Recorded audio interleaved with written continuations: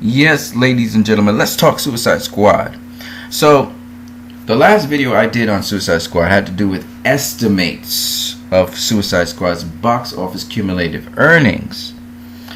But we now have actual figures to examine the progress of Suicide Squad. Let's compare them to the estimate. So, if you look at the domestic figure, the estimate is around $318.1 million. And guess what? The actual is actually very close to it, a little bit less than it by about $1,700, but other than that, it's pretty close. It's again $318.1 million.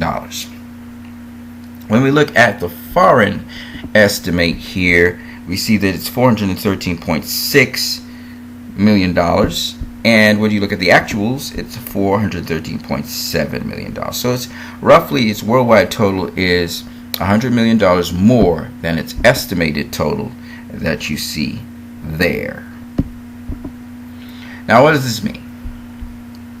Well, let's look at the all-time domestic box office for Suicide Squad. It's now ranked at number 51, just below Iron Man, which it probably overtake today. If it didn't do it today, it's probably going to do it at some point during this week, by Wednesday, Thursday, somewhere there. So, what does this mean? Well, if you look at it, Suicide Squad has basically been ahead of a lot of Harry Potter movies, a lot of Lord of the Rings movies, including the Hobbit movies, a lot of Star Wars movies, an Iron Man 2 movie. It's ahead of the Twilight Saga movies.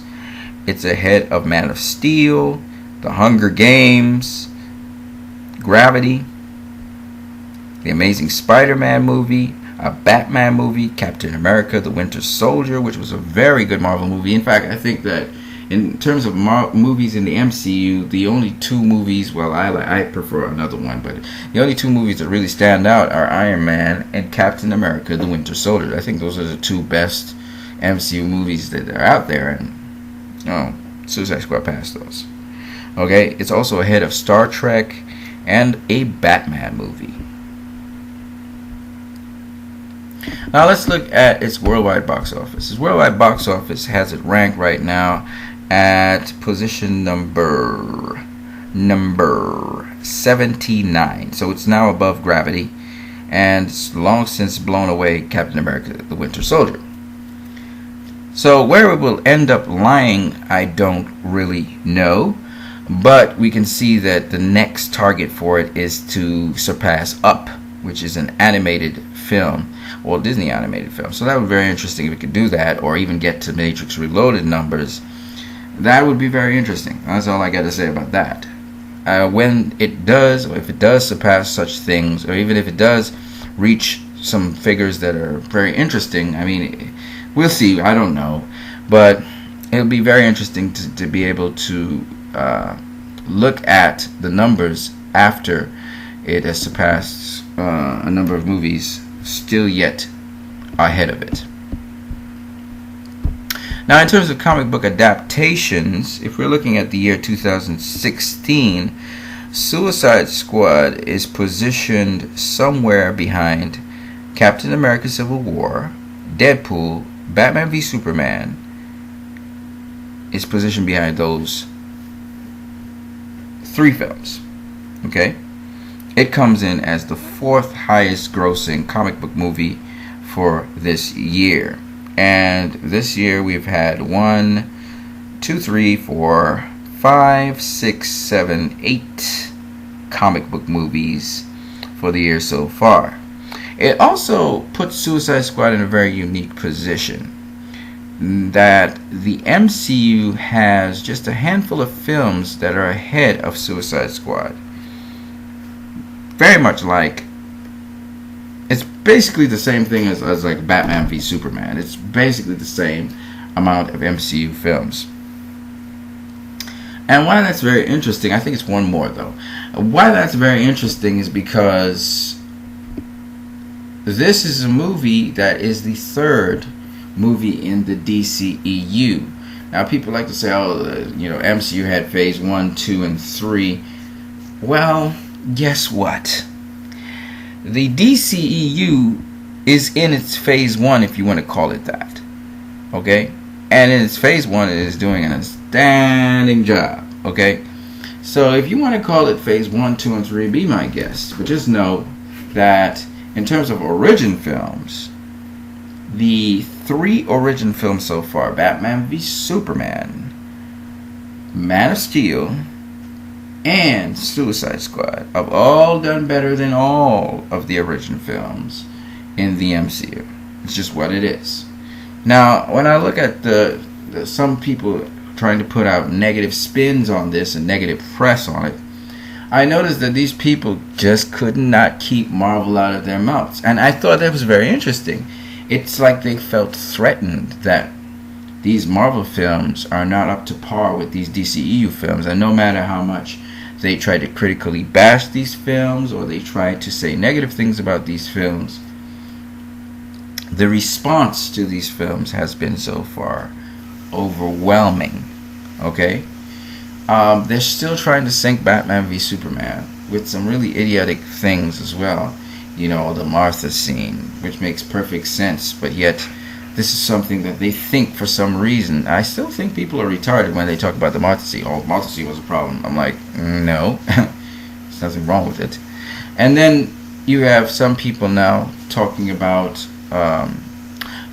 justifiably, Enchantress's kind of dance or whatever it was that they thought it was a dance or something. But she's not a human. She's an alien, so that's not really weird to see. You know what I mean? She's actually from the dimension Earth 13. She's from another dimension, so I didn't really find that a problem. Then they tried to talk about, I think, Batman saying, "Why don't you say that name?" as if that's something funny. I just don't get it. You know, why I say that is because no one even bothers to poke fun at the MCU. Like, nobody doesn't even bother to talk about the MCU. You know? You get a lot of traction and you get a lot of comments about the DCEU because the DCEU just happens to be the gold standard. And everybody knows this. I mean, the people in the industry know this is the gold standard. That's why they're trying to tear it down. And that's really sad to see, quite frankly. But it is what it is. I'm not going to bash anyone anymore. It's not worth the while. I think it's just great that Wonder Woman's coming out next. I know the critics are going to bash it, so I'm not even bothered about that. There is just a certain level of hypocrisy and venom and biasness out there, and I understand the MCU needs to feel that they are the best. And people, I mean, I just recently watched an action scene in Captain America Civil War, right? And I watched the action scene, the fight scene between the Trinity and Doomsday. And I'm not going to lie to you. The epicness of Batman v Superman is undeniable. Undeniable. Even when you look at Batman fight Superman, it's just so epic and just so real. And I prefer those fight scenes any day, any time to any fight scene I've seen in the MCU. The MCU is kind of like, doesn't feel real. It feels like a pow. It feels like a choreographed pow hit. You know, just very light, and it doesn't feel gritty or realistic. I guess I'm just a realistic, gritty person. I don't know. But when you watch a fight scene, it's just so epic how these fight scenes in Batman v Superman, even when Batman was fighting all those thugs, I mean, it's just, you feel every punch. It's probably the best action scene I've ever seen on the screen with comic book characters. Batman taking all those thugs in the warehouse. The next best action scene I've seen was with Wonder Woman and Superman and Batman fighting Doomsday. I really enjoyed that. In fact, I really enjoyed a lot of scenes, even when Superman was pushing Doomsday into space and he got blown up by the nuke. I just love this stuff, man. It's so epic. Like, it's epic. Like, you don't get that in a Marvel film, you know. In fact, sometimes, to me, just watching Captain America run and stuff, it's just so unrealistic. Like, you see Captain America and his squad coming, and then you see Iron Man pull up with his squad, and they're trying to stop Captain America, and I'm like, why? You know, I did dig Ant-Man though when he changed sizes. I loved it. That was fun. It was fun to see Spider-Man doing his thing as well. I'm not really into Black Panther. I'm sorry, guys. That's not when I think of Black Panther. When I see Black Panther animations, that dude doesn't crack it for me as Black Panther. I'm sorry, it just doesn't. Some really lovely special effects, but again, it's not epic. Okay, there's no epicness in it. It's kind of stuntmen doing stunts. You see the CGI change and stuff, and it's cool, but it's not epic. You know. So, I'm sorry. I like epic, and like Superman fighting Zod was epic. You know what I mean? It was epic. You don't see epic fights like that in the MCU. You just don't. You see a lot of...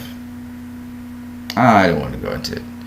But, yeah. And then the thing about it is, the greatest part of the Civil War for people was the fight scene in the airport. That was the highlight of the whole movie. And to me, I'm sorry, I prefer to see something build up, have actual meaning, and doesn't need to have fights all the time. And then when you see the fight scene, it's awesome, you know. So for me, Batman v Superman trumps Civil War any day, any time, because it's just so epic. For me, this is my personal opinion. Suicide Squad, again, trumps Guardians of the Galaxy. I don't know. Maybe my taste is just different or something. I enjoyed the talking raccoon dude. I enjoyed Groot. Okay.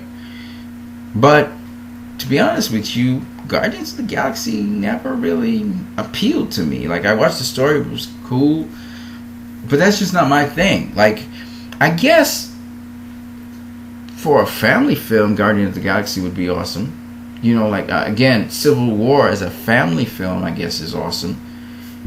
But to be honest with you, I prefer Captain America: The Winter Soldier to Captain America: Civil War. I just prefer the Winter Soldier story. You know, because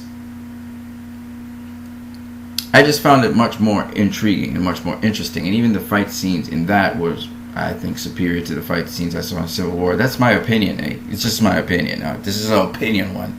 This is not fact, so please. But I'm just saying, I mean, I don't know. And then again, Winter Soldier wasn't really... How do I put this to people? I prefer Captain America: The First Avenger to Winter Soldier. And that's just me. I think Winter Soldier is a better story, but I think that Captain America: The First Avenger was the one that that was the most enjoyable one of all of them.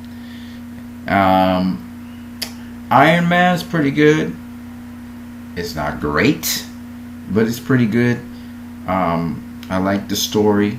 It had some story to it. I know it didn't really have much story. It was like Iron Man, you know, he didn't care about anyone. He was selling arms. He got captured. He built this suit, and the guy that helped him build the suit, he got him cured. He realized he needed to change his life, and it was all about the suit for most of the movie. But nonetheless, my point anyway is that it was still a decent movie because you had all these little subplots going on, little things like, you know, the guy was arranged to kill Iron Man. The Iron Man changed his view of things, and the journalist lady kept on challenging him to go to the next level and find out things that were going on in his own company. And it came to a head, and he fought the big baddie, and eventually he beat him. But, you know, it had a sort of metamorphosis of Iron Man. He moved from a guy who didn't really care. He was selling arms. He thought he was doing the right thing, to realizing the arms in the wrong hands could hurt people. And because of that, he created his own weapon under, you know, secrecy. And he was able to pull in Rhodey. Rhodey wasn't the guy that you see now, the actor that plays him. He was actually another guy who was an excellent actor as well. So anyway, my point is, Iron Man... And then, of course, Iron Man. For the first time, we saw a superhero without their mask, and they admitted that they were superior to the world. So I thought that was another sort of paradigm shift a little bit with Iron Man. I thought Iron Man really worked. I thought it worked. Especially as the first kind of movie of its kind, sort of. But after that, I think everything went downhill for the MCU, to be honest with you.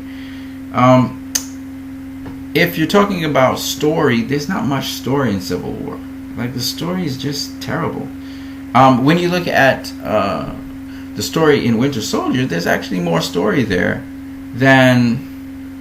Because, you see, the beautiful thing about Winter Soldier is it's kind of taking Captain America from World War II and placing him into this new world, and on top of that now having to deal with the challenge of someone who could match him, and then finding out this person is someone also that he's attached to.